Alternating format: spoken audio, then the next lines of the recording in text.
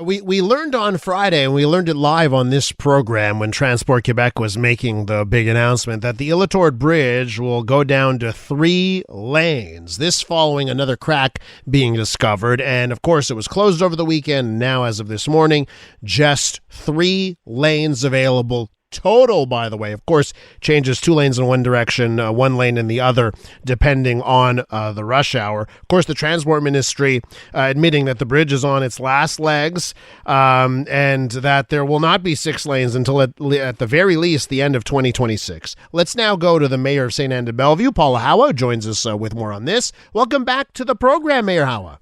Well, thank you. Thank you. Good morning to you. First question, do you and, the mayors in Ile-Perrot and Vaudreuil and Hudson and St. Lazare, do you have a group chat going on? And are you like texting each other like, OMG, 3 lanes now? Like, what happens in your neck of the woods when? Well, yes and no. Yes and no. We do have a couple of meetings a day sometimes with the MTQ and our local police forces to try and, coordinate all of that and see what every single city needs in terms of support from the MTQ or the SQ or the SPVM, depending on where you are.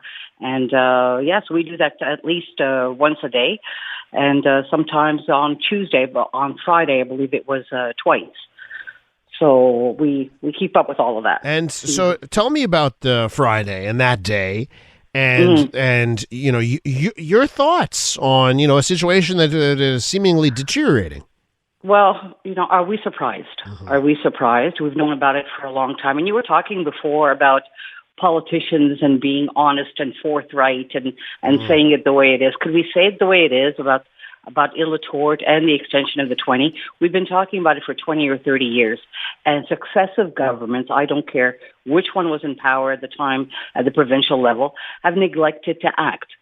For 20 or 30 years, people have neglected to act. And this is where we are today. Uh-huh. So, yes, we can take a look back and say, shoulda, woulda, coulda. But what we need to do today is to be serious about it and to have some type of table de concertation that really takes a very critical look at the plans that the MTQ has for replacing Île-Aux-Tourtes and get some answers as to why we have not yet moved on the project to extend the 20. Mm-hmm. It's enough now of always talking about, let's fix it. We're gonna close 1 lane here. We're gonna close 1 lane there. No, okay, fine. Let's do that. But let's make sure that once something is in 2 years from now, that it actually works and meets our needs. Because currently it doesn't, and it won't. What they are proposing for 2026 at a price tag of $2.3 billion is a copy and paste of the Île-Aux-Tourtes Bridge that was built in 1960. A little bit more bells and whistles, probably stronger concrete, but basically the same thing. So really, we're going to do that? No, We really shouldn't. We really need to have a very open and honest conversation about what's going on. Well, a point taken, by the way. Rome wasn't built in a day, and the Île-Aux-Tourtes Bridge did not crumble in a day, right? It took years, decades of neglect on that front. So, so long term, for your town, town or city, Sainte-Anne-de-Bellevue. What are you, a town or a city officially? City of we're a city. You're a city. Sorry about that. I downgraded you to town by accident. Please don't. Never again. So for your city and the other municipalities in the region, you are saying you're thinking long term.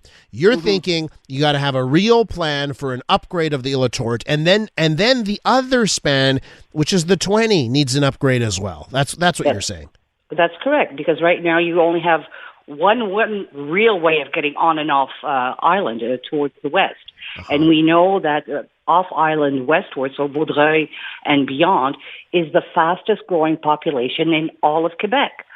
So why are we not going to take that into consideration when we're redesigning accesses off island? We absolutely need to. We can't hide our head in the sand and say, oh, it'll be fine. No, it won't be fine. And until then, yes, we'll put in some mitigation measures for the next 2 years. St. Anne's feels the full brunt of it every time a lane closes or a bridge closes or there's an accident. Our little city is assaulted every single time. So, okay, we'll bite the bullets for the next 2 years. But tell me that there's some kind of light at the end of the tunnel, because we can't keep on going like this. This is a question I've got. You mentioned, Vaudreuil, that area, population boomtown. Mm-hmm. Politicians want those votes, and provincially, that has been a heavily contested area. So why? I disagree with you there. Well, tell me more. Well, on the off island, you've had very rare changes in terms of political stripes. Mm-hmm. This side of the island, the western side of the island, there's no competition there. There's no competition. That's why I say, irrespective of who is at the provincial level, which party holds power at the time, we're damned if we do, we're damned if we don't.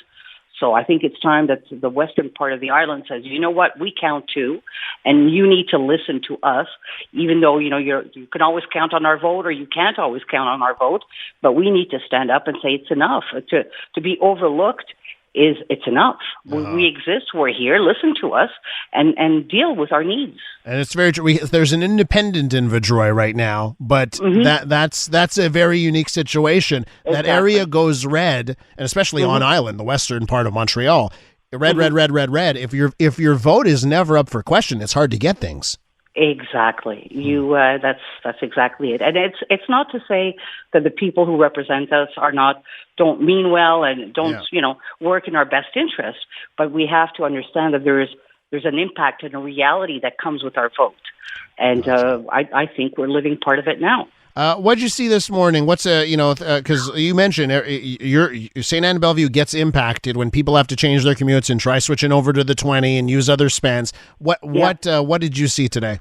I have not seen anything today, to be perfectly honest. I have not ventured into the village, but I can tell you that most of the impact that we feel is at rush hour in the afternoon, because a lot of people coming from downtown Montreal or other, more east, try to take St. Anne's as a shortcut. So some people will say, you know what, I don't want to be on the 20 anymore. I'm going to get off at Morgan, or I'm going to get off at Woodland, take Lakeshore, and then hope to cut across, take a shortcut, and turn left onto the 20 west from the village.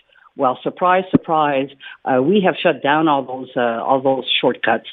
So if you intend to take St. Anne's as a shortcut, be forewarned that you will be sent all the way back up to the 40, and you're going to have to come back down to the 20. So you've just added 45 minutes to your route. For nothing. So it might be painful to be stuck in the 20 westbound, but it's going to be a lot less painful than trying to cut through St. Anne's. All right, we have to leave it there, Mayor Hawa. Thanks so much for coming on and telling us like it is. Thank you so much. You take care.